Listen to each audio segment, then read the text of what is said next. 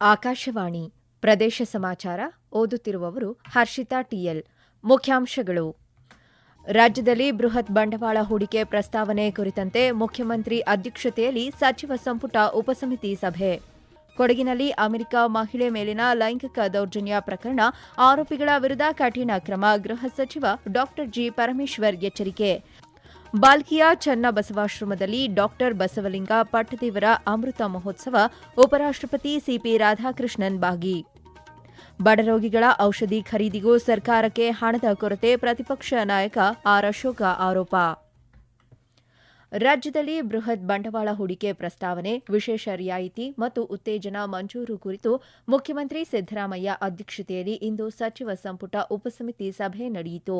ಸಭೆಯಲ್ಲಿ ಉಪಮುಖ್ಯಮಂತ್ರಿ ಡಿಕೆ ಶಿವಕುಮಾರ್, ಸಚಿವರಾದ ಕೆಜೆ ಜಾರ್ಜ್, ಎಂಬಿ ಪಾಟೀಲ್, ಪ್ರಿಯಾಂಕ್ ಖರ್ಗೆ, ಶಿವಾನಂದ ಪಾಟೀಲ್, ಬೋಸರಾಜ್, ಸರ್ಕಾರದ ಮುಖ್ಯ ಕಾರ್ಯದರ್ಶಿ ಶಾಲಿನಿ ರಜನೀಶ್ ಸೇರಿದಂತೆ ಹಿರಿಯ ಅಧಿಕಾರಿಗಳು ಭಾಗವಹಿಸಿದ್ದರು.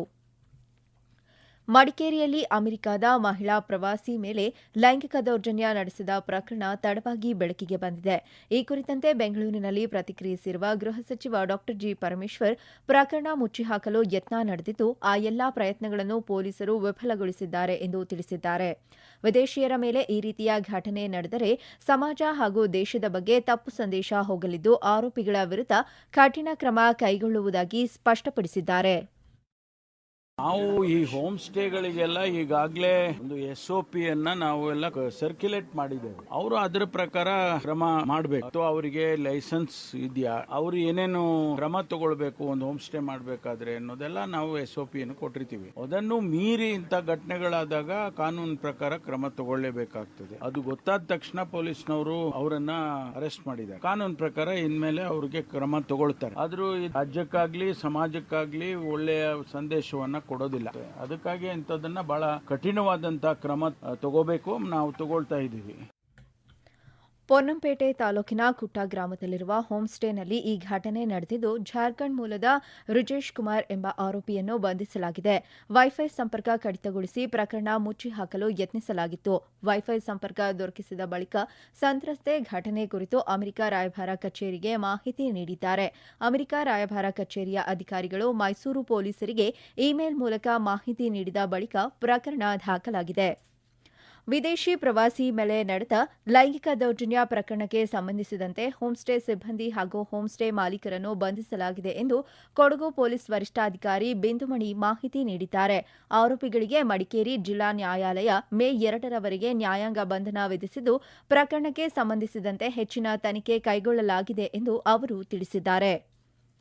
ಸಾಮಾಜಿಕ ಸಮಾನತೆ ಮತ್ತು ಸಮಾಜ ಸೇವೆಯನ್ನು ಗೌರವಿಸುವ ಬಸವಣ್ಣನವರ ತತ್ವವನ್ನು ಜನಸಮೂಹ ಅನುಸರಿಸುವಂತೆ ಉಪರಾಷ್ಟ್ರಪತಿ ಸಿಪಿ ರಾಧಾಕೃಷ್ಣನ್ ಕರೆ ನೀಡಿದ್ದಾರೆ.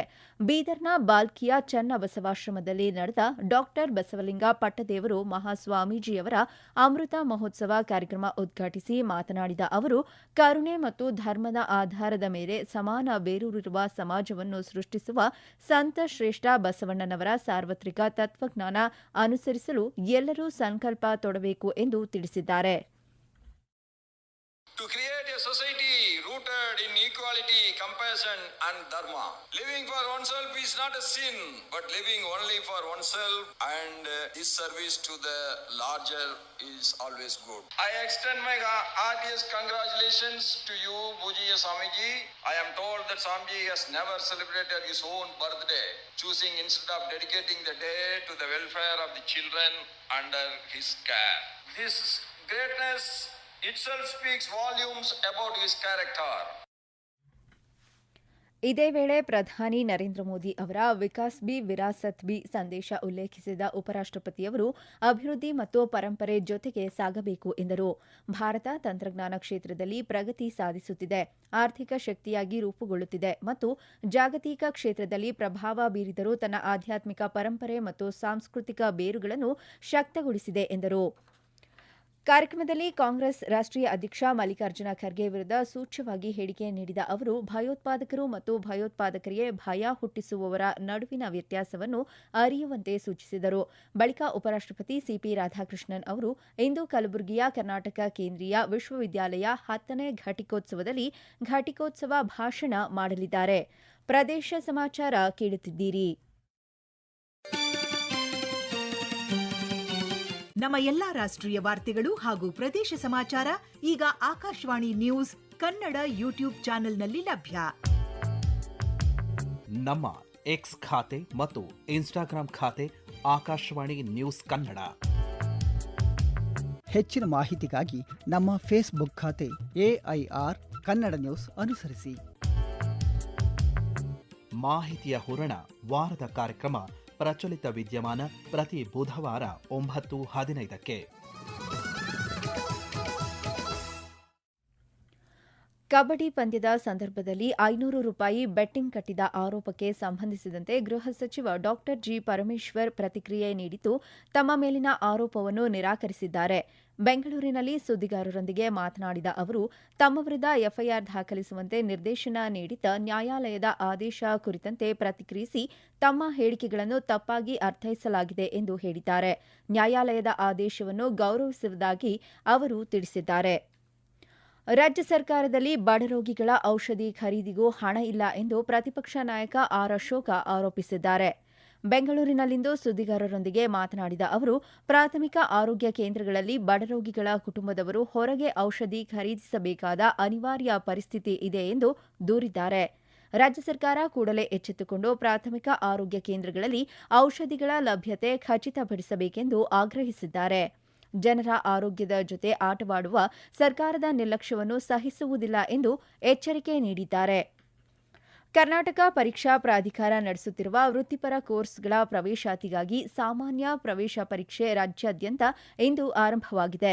ಇಂದು ಗಡಿಭಾಗ ಮತ್ತು ಇತರ ರಾಜ್ಯಗಳ ಅಭ್ಯರ್ಥಿಗಳು ರಾಜ್ಯದ 5 ಕೇಂದ್ರಗಳಲ್ಲಿ ಕನ್ನಡ ಭಾಷಾ ಪರೀಕ್ಷೆ ಬರೆಯುತ್ತಿದ್ದಾರೆ. ನಾಳೆ ರಾಜ್ಯ ಸೇರಿದಂತೆ ಎಲ್ಲಾ ವಿದ್ಯಾರ್ಥಿಗಳಿಗೆ ಭೌತಶಾಸ್ತ್ರ, ರಸಾಯನಶಾಸ್ತ್ರ, ನಾಡಿದ್ದು ಜೀವಶಾಸ್ತ್ರ ಮತ್ತು ಗಣಿತ ಪರೀಕ್ಷೆ ನಡೆಯಲಿದೆ.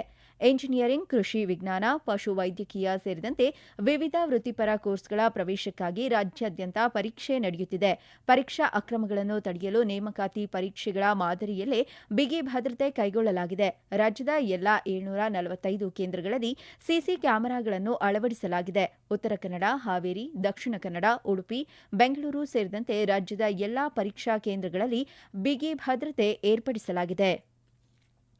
ಬೆಂಗಳೂರು ಮಹಾನಗರಕ್ಕೆ ಕಾವೇರಿ ನೀರು ಪೂರೈಸುವ ತಾತುಗುಣಿಯಲ್ಲಿ 220 ಕೆವಿಎ ವಿದ್ಯುತ್ ಸ್ಥಾವರದಲ್ಲಿ ತಾಂತ್ರಿಕ ದೋಷ ಕಂಡುಬಂದಿದ್ದು, ತಕ್ಷಣದಿಂದಲೇ ದುರಸ್ತಿ ಕಾರ್ಯವನ್ನು ಬೆಂಗಳೂರು ಜಲಮಂಡಳಿಯು ಕೈಗೆತ್ತಿಕೊಂಡಿದೆ.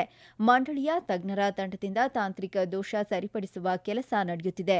ಈ ಹಿನ್ನೆಲೆಯಲ್ಲಿ ಬೆಂಗಳೂರು ಮಹಾನಗರ ವ್ಯಾಪ್ತಿಯಲ್ಲಿ ಇಂದು ಮಧ್ಯಾಹ್ನ 12:30ರಿಂದ ಮಧ್ಯಾಹ್ನ 3ರವರೆಗೆ ಕಾವೇರಿ ನೀರು ಸರಬರಾಜುವಿನಲ್ಲಿ ವ್ಯತ್ಯಯ ಉಂಟಾಗಲಿದೆ ಎಂದು ಜಲಮಂಡಳಿ ಅಧ್ಯಕ್ಷ ಡಾ ವಿ. ರಾಮ್ಪ್ರಸಾದ್ ಮನೋಹರ್ ತಿಳಿಸಿದ್ದಾರೆ. ಉತ್ತರ ಕನ್ನಡ ಜಿಲ್ಲೆಯ ಅರ್ಹ ಎಲ್ಲಾ ಹೆಣ್ಣು ಮಕ್ಕಳಿಗೆ HPV ಲಸಿಕೆ ನೀಡುವಂತೆ ಆರೋಗ್ಯ ಮತ್ತು ಕುಟುಂಬ ಕಲ್ಯಾಣ ಇಲಾಖೆಯ ಅಧಿಕಾರಿಗಳಿಗೆ ಉತ್ತರ ಕನ್ನಡ ಜಿಲ್ಲಾಧಿಕಾರಿ ಕೆ. ಲಕ್ಷ್ಮೀಪ್ರಿಯಾ ಸೂಚನೆ ನೀಡಿದ್ದಾರೆ. HPV ಲಸಿಕಾ ಕಾರ್ಯಕ್ರಮದ ಪ್ರಗತಿ ಕುರಿತಂತೆ ಸಭೆಯ ಅಧ್ಯಕ್ಷತೆ ವಹಿಸಿ ಮಾತನಾಡಿದ ಅವರು, ಮಹಿಳೆಯರಲ್ಲಿ ಹೆಚ್ಚಿನ ಸಂಖ್ಯೆಯಲ್ಲಿ ಕಂಡುಬರುವ ಗರ್ಭಕಂಠದ ಕ್ಯಾನ್ಸರ್ ತಡೆಗಟ್ಟಲು ಮುಂಜಾಗ್ರತಾ ಕ್ರಮವಾಗಿ 14ರಿಂದ 15 ವಯಸ್ಸಿನ ಹೆಣ್ಣು ಮಕ್ಕಳಿಗೆ ಲಸಿಕೆ ನೀಡುವ ಮೂಲಕ ಕ್ಯಾನ್ಸರ್ನಿಂದ ರಕ್ಷಿಸಬಹುದಾಗಿದೆ ಎಂದು ತಿಳಿಸಿದ್ದಾರೆ. HPV ಲಸಿಕೆಯು ಅತ್ಯಂತ ಸುರಕ್ಷಿತವಾಗಿದ್ದು, ಜಿಲ್ಲೆಯಲ್ಲಿ ಈಗಾಗಲೇ ಲಸಿಕೆ ನೀಡುವ ಕಾರ್ಯ ಆರಂಭಗೊಂಡಿದ್ದು, ಅಗತ್ಯ ಪ್ರಮಾಣದ ಲಸಿಕೆಗಳನ್ನು ದಾಸ್ತಾನು ಇದೆ ಎಂದು ಮಾಹಿತಿ ನೀಡಿದ್ದಾರೆ. ಚಿಕ್ಕಮಗಳೂರು ಜಿಲ್ಲೆಯ ಪ್ರಸಿದ್ಧ ಯಾತ್ರಾ ಸ್ಥಳ ಶೃಂಗೇರಿಯಲ್ಲಿ ಇಂದು ಶಂಕರಾಚಾರ್ಯ ಮಹಾರಥೋತ್ಸವ ನೆರವೇರಿತು. ಶೃಂಗೇರಿಯ ಪ್ರಮುಖ ಬೀದಿಗಳಲ್ಲಿ ನಡೆದ ರಥೋತ್ಸವದಲ್ಲಿ ಕಿರಿಯ ಜಗದ್ಗುರು ಶ್ರೀ ವಿಧುಶೇಖರತೀರ್ಥ ಮಹಾಸ್ವಾಮೀಜಿ, ಮಠದ ಹಲವು ವಿದ್ವಾಂಸರು, ಭಕ್ತರು ಪಾಲ್ಗೊಂಡಿದ್ದರು. ಕೊನೆಯಲ್ಲಿ ಮತ್ತೊಮ್ಮೆ ಮುಖ್ಯಾಂಶಗಳು. ರಾಜ್ಯದಲ್ಲಿ ಬೃಹತ್ ಬಂಡವಾಳ ಹೂಡಿಕೆ ಪ್ರಸ್ತಾವನೆ ಕುರಿತಂತೆ ಮುಖ್ಯಮಂತ್ರಿ ಅಧ್ಯಕ್ಷತೆಯಲ್ಲಿ ಸಚಿವ ಸಂಪುಟ ಉಪಸಮಿತಿ ಸಭೆ. ಕೊಡಗಿನಲ್ಲಿ ಅಮೆರಿಕ ಮಹಿಳೆ ಮೇಲಿನ ಲೈಂಗಿಕ ದೌರ್ಜನ್ಯ ಪ್ರಕರಣ, ಆರೋಪಿಗಳ ವಿರುದ್ಧ ಕಠಿಣ ಕ್ರಮ, ಗೃಹ ಸಚಿವ ಡಾ ಜಿ. ಪರಮೇಶ್ವರ್ ಎಚ್ಚರಿಕೆ. ಬಾಲ್ಕಿಯ ಚನ್ನಬಸವಾಶ್ರಮದಲ್ಲಿ ಡಾ ಬಸವಲಿಂಗ ಪಟ್ಟದೇವರ ಅಮೃತ ಮಹೋತ್ಸವ, ಉಪರಾಷ್ಟ್ರಪತಿ ಸಿಪಿ ರಾಧಾಕೃಷ್ಣನ್ ಭಾಗಿ. ಬಡರೋಗಿಗಳ ಔಷಧಿ ಖರೀದಿಗೂ ಸರ್ಕಾರಕ್ಕೆ ಹಣದ ಕೊರತೆ, ಪ್ರತಿಪಕ್ಷ ನಾಯಕ ಆರ್ ಅಶೋಕ ಆರೋಪ. ಇಲ್ಲಿಗೆ ಪ್ರದೇಶ ಸಮಾಚಾರ ಮುಗಿಯಿತು. ನಮ್ಮ ಮುಂದಿನ ವಾರ್ತಾ ಪ್ರಸಾರ ಸಂಜೆ 6:40ಕ್ಕೆ.